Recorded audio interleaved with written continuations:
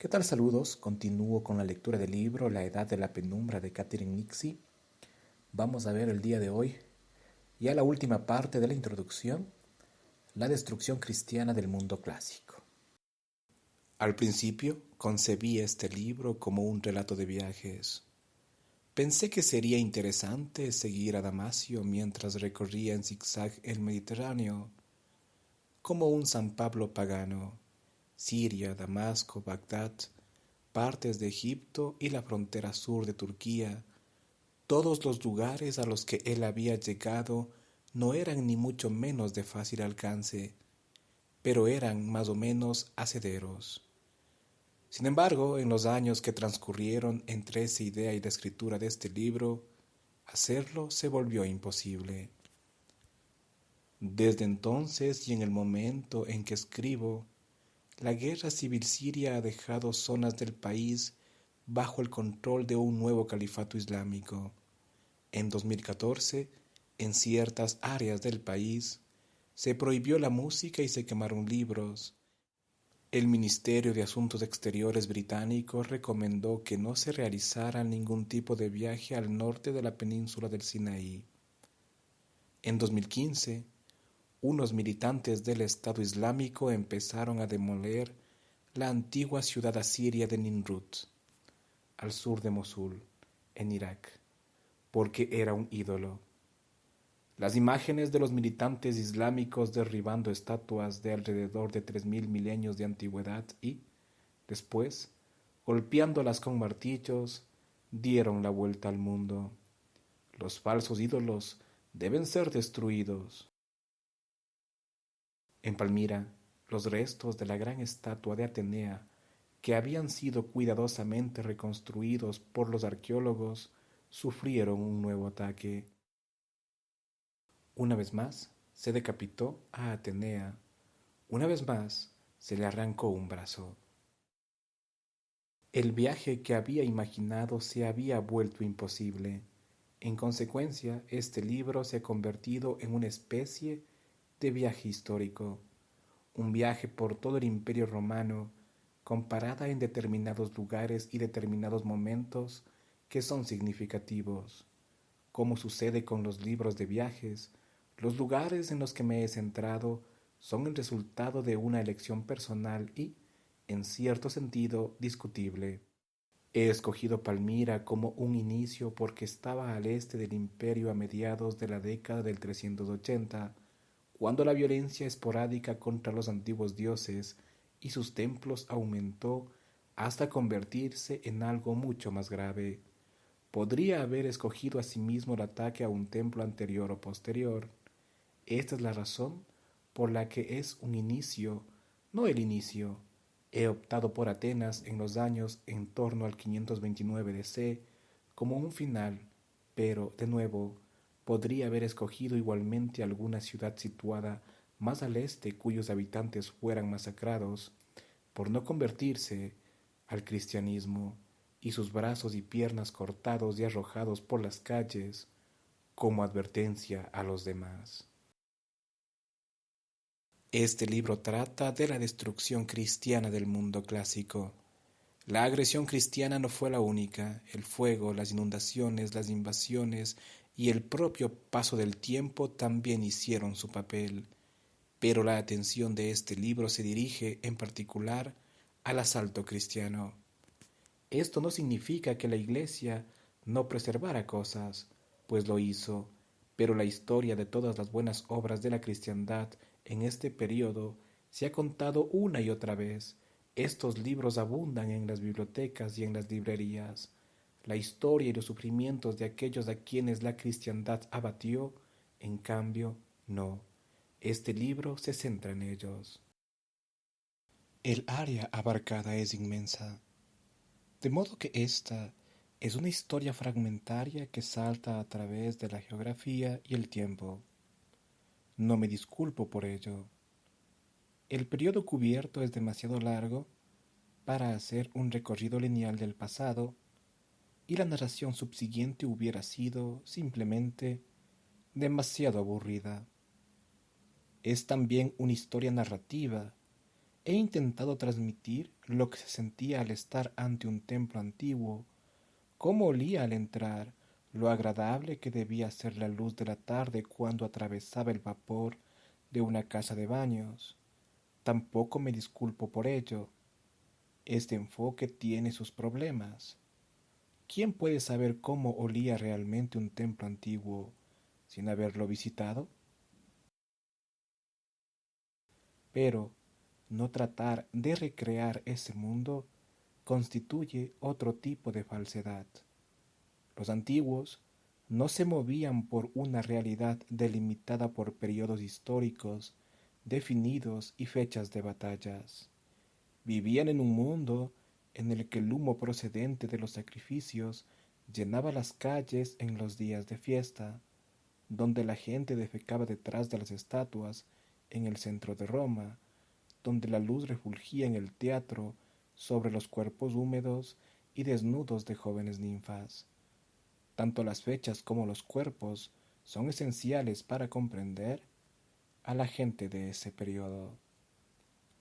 Todo intento de escribir sobre la historia antigua está plagado de dificultades. Hilary Mantel afirmó en una ocasión que la historia no es el pasado, es lo que queda en el cedazo cuando los siglos han pasado a través de él. La antigüedad tardía deja menos restos en el cedazo que la mayoría de las épocas. Lo poco que queda, por lo tanto, a menudo es fruto de acalorados debates, y los académicos han discutido parte de ello durante siglos. Algo de apariencia tan sencilla como un edicto puede suscitar años de desacuerdo entre quienes lo consideran seminal y quienes lo relegan al estatus de una mera carta. He puesto notas al pie sobre algunas de las controversias más significativas, pero no sobre todas. Habría sido imposible y, además, ilegible. Lo que queda, sea discutido o no, debería tratarse con cautela, como ocurre con toda la historia antigua. Los escritores que cito tenían puntos de vista limitados y sus propios intereses. Cuando San Crisóstomo se jactaba de que los escritos de los griegos se habían destruido, estaba expresando más una esperanza que un hecho. Cuando el biógrafo de San Martín escribió con entusiasmo sobre cómo el santo había quemado y derruido violentamente templos en toda la Galia, el objetivo era menos dar cuenta de la realidad que inspirar. Ahora llamaríamos a esos escritos propaganda. Los argumentos de esos autores son discutibles. Cada escritor que cito es falible. Eran, por decirlo brevemente, humanos, y debemos leerlos con precaución. Pero debemos leerlos, porque aún merece la pena contar sus historias. Mi narración empieza en Egipto, con el nacimiento del monasticismo, después se desplaza a Roma, cuando la nueva religión empieza a aparecer allí. Más adelante se traslada al norte de Turquía, a Bitinia, donde se escribió el primer testimonio sobre los cristianos, obra de un no cristiano. Después se dirige a Alejandría, en Egipto, donde se produjeron algunas de las peores profanaciones, y se adentra en los desiertos de Siria, donde vivieron algunos de los actores más extraños de esta historia, monjes que, por amor a Dios, vivieron toda su vida encaramados en pilares, en árboles o en jaulas, y llega, al final, a Atenas, la ciudad donde se puede decir que nació la filosofía occidental, en la que, en el 529 DC, terminó. La destrucción descrita en este libro es inmensa y, sin embargo, ha sido prácticamente olvidada por el mundo moderno. Uno de los historiadores más influyentes de la Iglesia describiría el momento en el que la cristiandad asumió el control como el instante en el que cesó toda opresión, un tiempo en el que los que antes andaban cabizbajos se miraban mutuamente con rostros sonrientes y ojos radiantes. Los historiadores posteriores se sumarían al coro de aprobación. ¿Por qué no iban a alegrarse los romanos de convertirse? Eran, se argumentaba, gente sensata y nunca habían creído de veras en su propia religión, con sus indignos Júpiters, Priápicos y sus Venus lujuriosas.